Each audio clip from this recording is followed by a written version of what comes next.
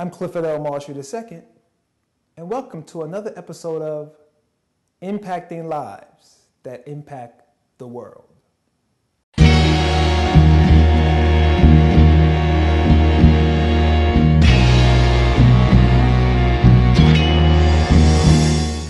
So right now, your company is what, selling gold, or is helping people collect gold? What is it doing exactly? Yeah, they call it a Coin of the Month Club. Okay. The great thing about it is, even if you don't sign up another person, you don't never get a customer, Right. at the end of the year, you've accumulated some wealth. That's true.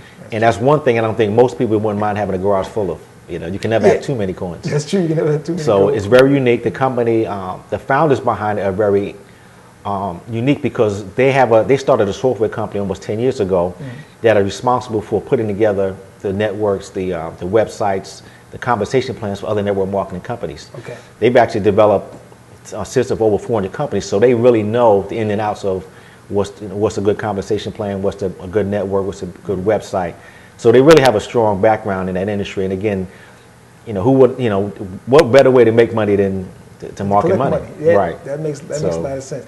Now, I also know you do a lot of stuff in the community. I happen to go on your Facebook page and see that you was mentoring these young kids, and you were telling me earlier that you're going to the high schools. So talk a little bit about what you've been doing in the community. Okay. I've always had a strong sense of community, and I think it started, and I was telling somebody the story, when I was around 7, 8, there used to be one of my neighbors, and he was a little mentally challenged. And there was these guys in the neighborhood that would always pick on people, and there was 3 of them in particular, and I caught them one day behind the buildings, beating the guy up.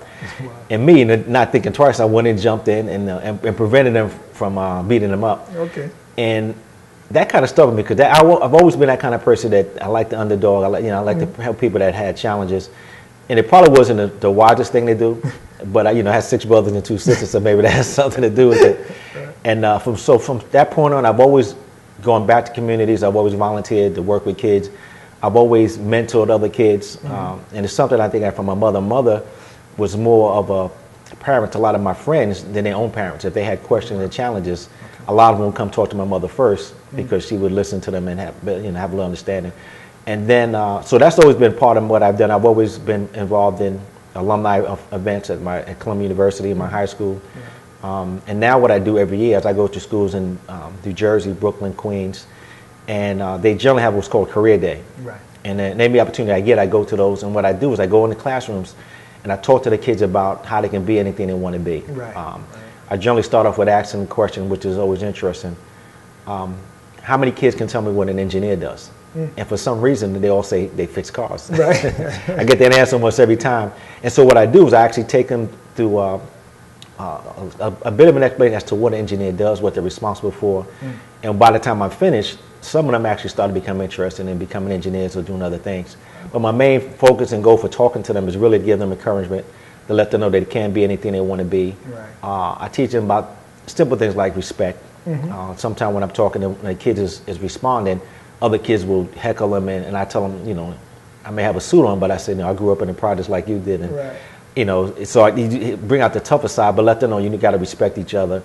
And for me, I really get a lot out of that because every once in a while I hear back from one of the kids or students, and I find that they're doing really well. Right. And I know that, it's like a seed. If one person, you help one person, that person can help another, and before you know it, you may not see the impact immediately, but years later, sometimes you hear from people and you realize, wow, I didn't realize that, I made that impact.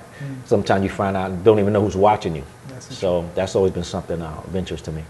Now you also were telling me that you've been involved with the Toastmasters, and for those individuals who don't know what Toastmasters is, can you kind of explain that to Sure. the audience? Toastmasters is an international organization. They have an organization, they're probably in every country around the world. And it was started for the sole purpose of helping people overcome their fear of speaking. And it also has a second, I would say the second thing that it provides is leadership opportunities. And so Toastmasters give you a chance to join a club, and they create an environment where you feel comfortable speaking, you overcome your fear of speaking, but also it teaches you leadership because a Toastmasters club has a president, vice president, a treasurer, and you run it like a business or an organization. So you get a chance to develop your speaking skills, but you also get a chance to develop your leadership skills. And for me, it's been very helpful. It's been helpful for people that want to interview, people that want to lead, people that want to do public speaking or motivational speaking. So Toastmasters has a lot of benefits, a lot of advantages. You meet a lot of people around the country, around the world who have the same mindset. But I would encourage everybody to join a Toastmaster club if they can find one. Okay. And generally, I think it's toastmasters.org on the web. They can tell where their meetings are, the time that they meet, the club you can join. They meet different times of the day, different times of the week, and different times of the different hours as well. So, Toastmasters. How did you get introduced to Toastmasters? Actually, I got introduced to Toastmasters. Remember you talked about me being a mentor? Yes. When I first started working with the Port Authority, in fact, in June it'll be my 27th year working with the Port Authority of New York and New Jersey, they had a program where they would bring kids in from local schools, and I was one of the few minorities working as an engineer at the Port Authority, and they wanted somebody to talk to the kids about engineering. Okay. The first time they asked me to do that, I had to get in front of the kids and tell them what engineering was. My knees were shaking, my mouth got dry.